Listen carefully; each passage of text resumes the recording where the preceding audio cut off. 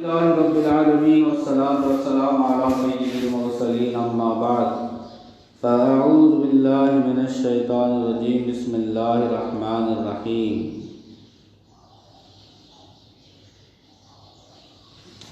سامعین محترم، فرعون اور فرعون کی قوم ہر سال ایک جشن کا دن مناتے تھے، جشن کا یعنی خوشی کا دن مناتے تھے۔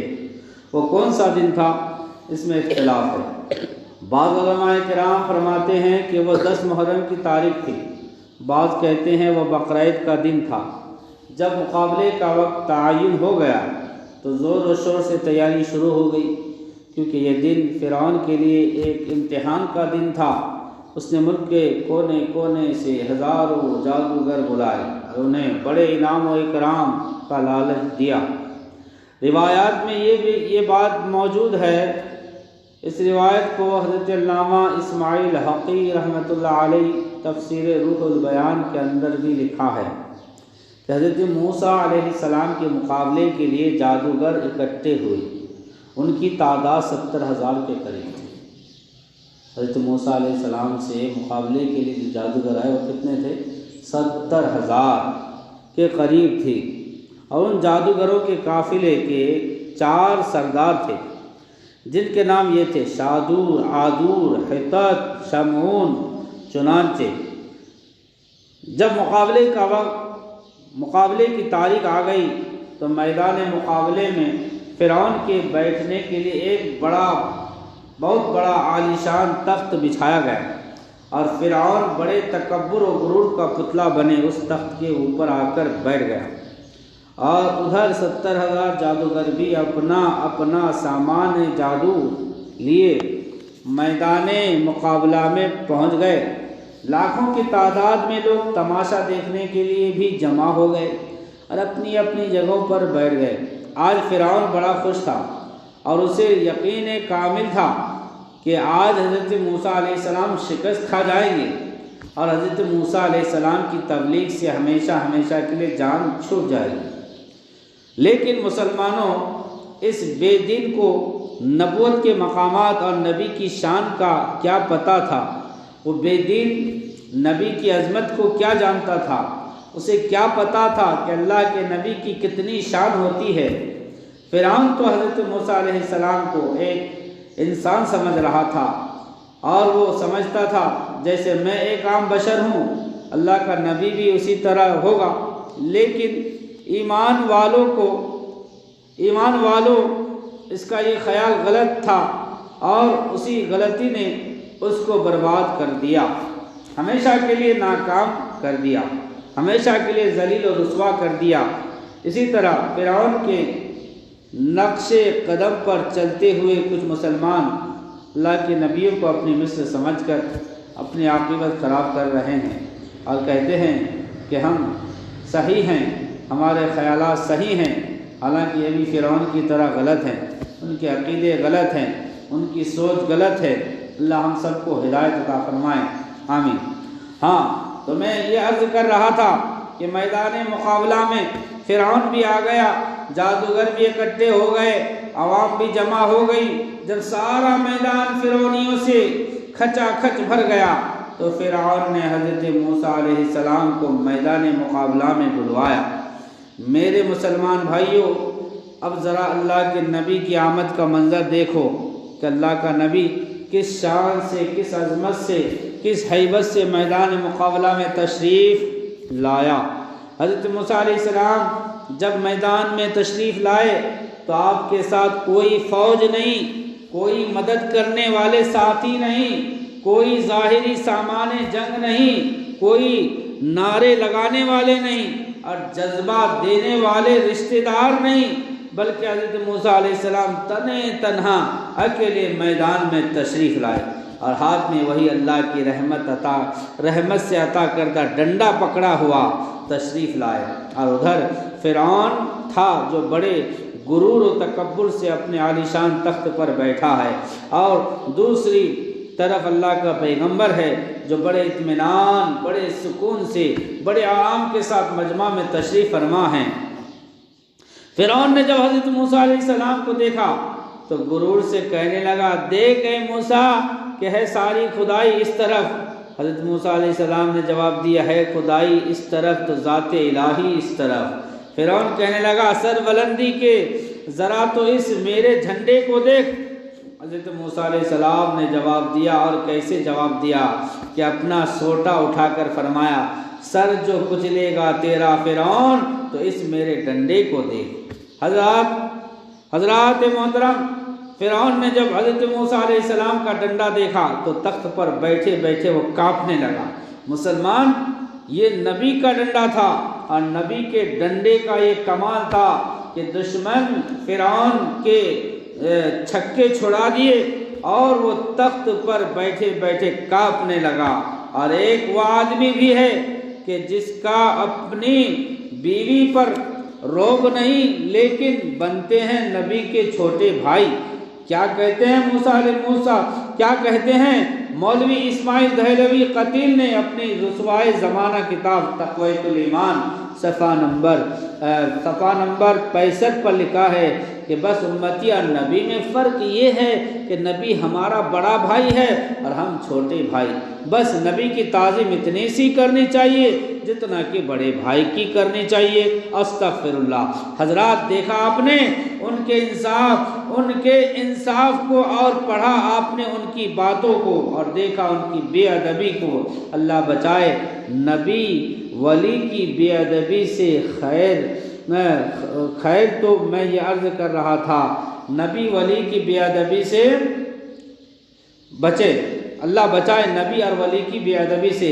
خیر تو میں یہ عرض کر رہا تھا کہ فرعون نے جب حضرت موسیٰ علیہ السلام کے ڈنڈے کو دیکھا تو کانپنے لگا۔ موسیٰ علیہ السلام کے ڈنڈے کو دیکھا تو کانپنے لگا، اور اپنے جادوگروں سے کہنے لگا کہ لو میاں موسیٰ علیہ السلام آ گئے ہیں، آگے بڑھو اور مقابلے کے لیے تیار ہو جاؤ۔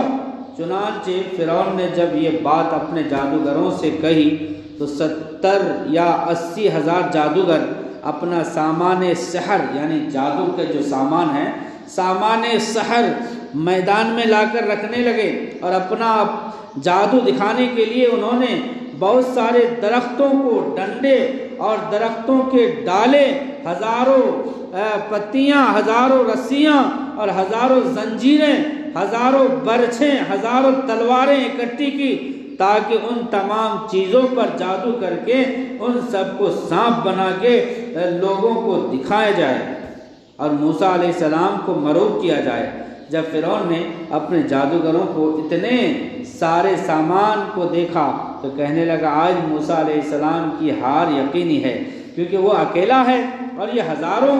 فرعون نے اپنے ساتھیوں سے کہا کہ میاں جلدی اپنا کام شروع کرو تاکہ تم موسیٰ علیہ السلام کو شکست دو اور ہم اپنا جشن منائیں اور لوگوں کو بتائیں کہ نعوذ باللہ موسیٰ علیہ السلام اللہ کے سچے نبی نہیں، جھوٹے نبی ہیں، نعوذ باللہ۔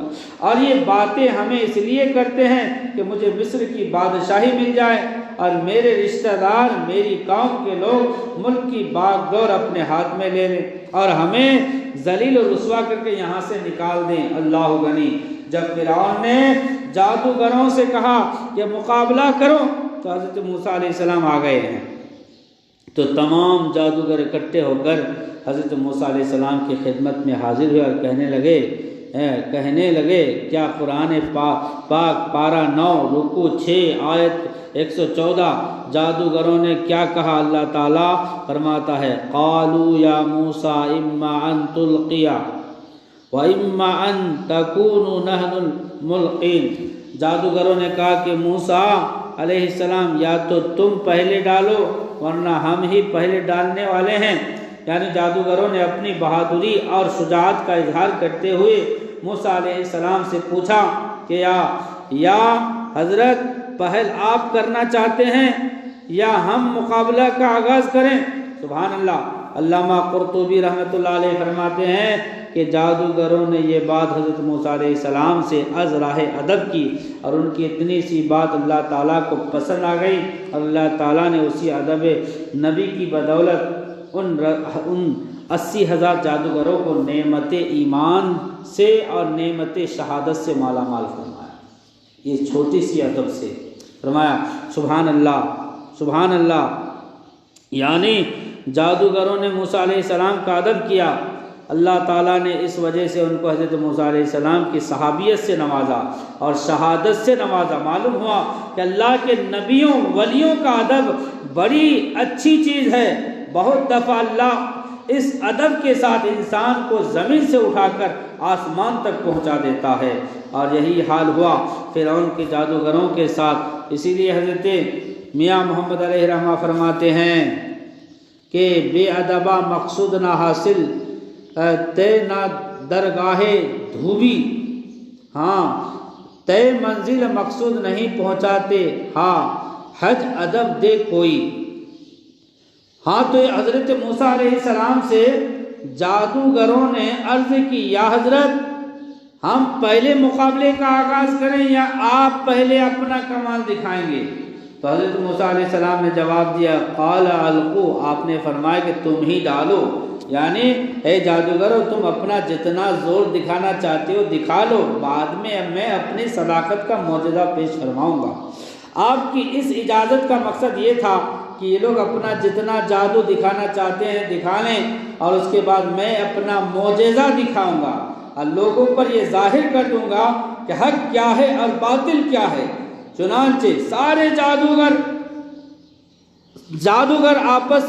جادوگر واپس آ گئے اور مقابلے کی تیاری کرنے لگے۔ تفسیر روح البیان اور بعض احادیث میں یہ روایت موجود ہے کہ جب جادوگر واپس حضرت موسیٰ علیہ السلام سے اجازت لے کر چلے گئے تو حضرت موسیٰ علیہ السلام ایک غیبی آواز سنی جو جادوگر کو یہ کہہ رہی تھی کہ بل انتم القوا یا اولیاء اللہ، یعنی اے اللہ کے ولیوں تم پہلے ہی اپنا جادو دکھاؤ۔ حضرت موسیٰ علیہ السلام نے جب یہ غیبی ندا سنی تو بڑے حیران ہوئے اور آپ فرمانے لگے کہ سبحان اللہ، ابھی یہ کافر ہیں لیکن اللہ تعالیٰ کے دوستوں میں ان کا ذکر ابھی سے آ گیا ہے۔